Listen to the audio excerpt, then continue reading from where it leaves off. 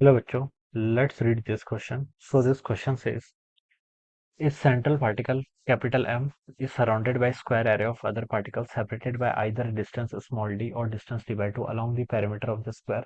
The magnitude of the gravitational force on the central particle due to the other particle is, ठीक है।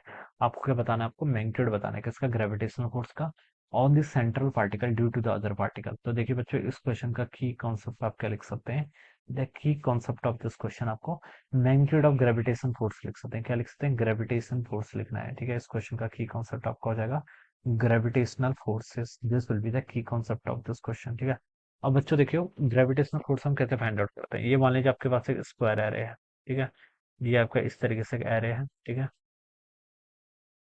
ये इस तरीके से आपके पास एक एरे है, ऑलराइट। और मासेस देखिए, आपका एक 2m यहाँ पर है, एक 2m मास यहाँ पर रखा हुआ है, ठीक है। This is 4m mass and यहाँ पर एक आपका 4m मास रखा गया है, ठीक है। सेंटर पे बताना है, ठीक है। सेंटर पे देखिए आपको क्या बोल रहा है? Central particle and capital M is surrounded by square area, ठीक है। सराउंडेड बाय स्क्वायर एरिया, ये सेंट्रल पार्टिकल आपका क्या है? कैपिटल एम है। एक स्क्वायर एरिया से सराउंड कर रखा है, एक स्क्वायर एरिया हो गया, ठीक है। आइदर डाई डिस्टेंस d और d/2, ठीक है। Along the parameter of the square, ठीक है। इसके डिस्टेंस आपने वहां यहाँ पर डी एज्यूम कर लिया, ठीक है। Along the parameter of the square, ठीक है। पैरामीटर पर रखे हुए हैं, ठीक है। The magnitude of the gravitational force on the centre particle due to other particle, ठीक है। वो बच्चों देखिए, जो कैपिटल एम मास है ये सेंटर पर रखा हुआ है, ठीक है। स्क्वायर एरे है, तो मैं बता सकता हूँ बच्चों, ये जो डिस्टेंस होगी, this distance should be equal to this distance, ठीक है। स्क्वायर एरे है, तो बता सकता हूँ कि जो आपकी स्क्वायर में देखिए, जो आपकी वर्टिसेस से सेंटर तक की डिस्टेंस होती है वो क्या होती है? इक्वल होती है, ठीक है।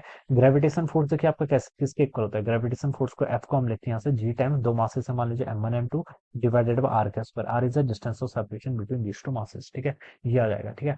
अब बच्चों देखिए, कैपिटल एम मासेस पर एक 4m मास जो आपका है, देखिए 4m मास क्या करेगा? इसको अपनी तरफ अट्रैक्ट करेगा विद सम फोर्स, ठीक है। कुछ फोर्स आएगा, ठीक है। कितना आएगा? देखिए इस फोर्स को भी हम कैलकुलेट कर सकते हैं। फोर्स जाएगा आपका g टाइम्स आपका कैपिटल एम इंटू आपका 4m डिवाइडेड बाय डिस्टेंस का स्क्वायर, इनके बीच की जो यहाँ से यहाँ तक की डिस्टेंस होगी, ठीक है। ये डिस्टेंस मान लीजिए r के इक्वल है। तो इस कैपिटल एम मास को देखिए, ये वाला जो 4m मास है, ठीक है, इसको मैं वन मास वन बोल देता हूँ। ये अपनी तरफ अट्रैक्ट करेगा।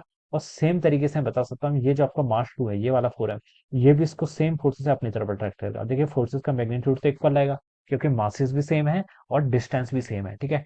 तो ये दोनों क्या कर देंगे? एक दूसरे को कैंसिल आउट कर देंगे। 4m भी अपने आपको, ये वन वाला भी अपनी तरफ अट्रैक्ट करेगा, टू वाला भी अपनी तरफ अट्रैक्ट करेगा। तो नेट फोर्स हम बता सकते हैं यहाँ पर एक कैपिटल एम पर, ठीक है, वो क्या हो जाएगा? कैंसिल आउट हो जाएगा, ठीक है। और सेम तरीके से मैं बता सकता हूँ, ये वाला जो 2m मास है, इसको मान लीजिए मैंने 3 मास बोल दिया, इसको मैंने 4 मास बोल दिया। तो 3 भी देखिए इसको अपनी तरफ अट्रैक्ट करेगा, और 4 भी क्या करेगा? इसको अपनी तरफ अट्रैक्ट करेगा, ठीक है। ग्रेविटेशनल फोर्स ऑलवेज अट्रैक्टिव होता है। तो नेट फोर्स क्या हो जाएगा? अगेन इसका जीरो के इक्वल हो जाएगा, ठीक है। तो मैं लिख सकता हूँ कि फोर्सेस, क्या लिख सकता हूँ? देखिए यहाँ पर due to forces due to diagonally opposite masses, ठीक है। Forces due to diagonally opposite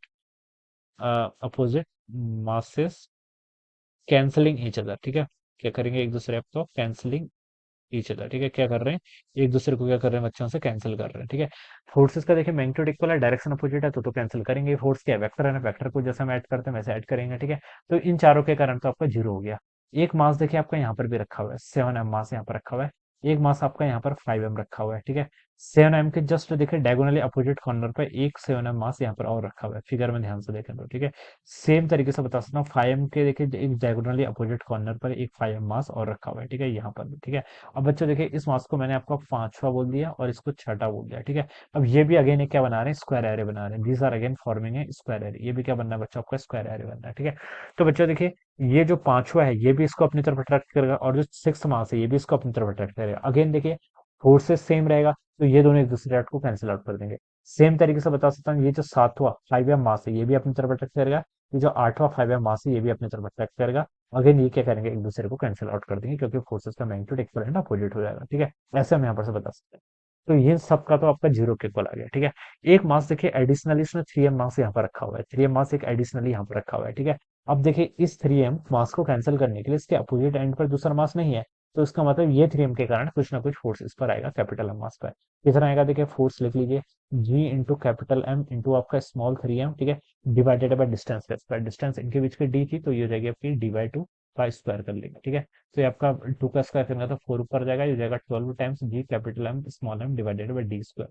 तो ये इसका आंसर होना चाहिए, this should be the answer of this question, ठीक है। जो कि देखिए आपको सी ऑप्शन पे गिवन है, तो ये क्या हुआ इसका right answer. So I hope you all understood this concept. All the best and thank you so much.